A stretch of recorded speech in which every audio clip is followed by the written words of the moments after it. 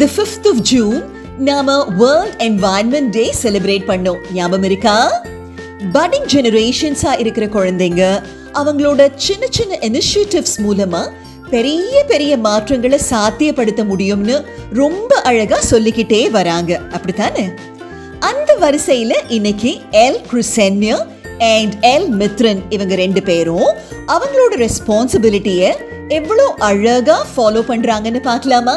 வாங்க. அண்ணா, நீ என்ன பண்ணீங்க? சரியா, நான் செடி வளர்க்க போறேன். அம்மா, அம்மா வீட்டுனா செடி வைக்கிறதுக்கு மாடி மேல தொட்டில வைக்க போறேன். அண்ணா, நீ என்ன செடி வைக்க போற? சரியா, நான் கத்திரிக்காய் செடி வைக்க போறேன். காய்கறி தோட்டமும் வைக்க போறேன்.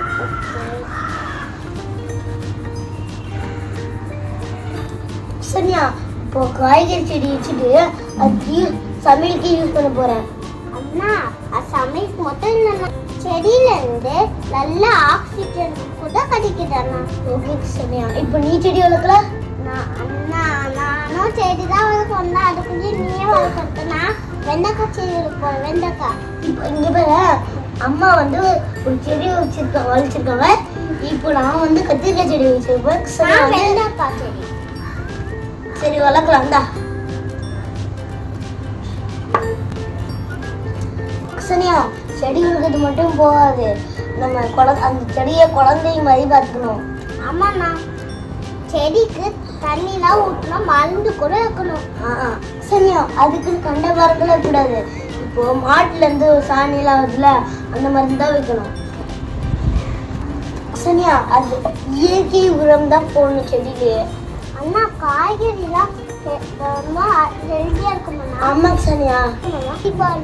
நான் கத்திரிக்காய் செடி போட போறேங்க. நாங்க வைக்கிறோம், நீங்களும் வைக்கிறதுக்கு ரெடியா?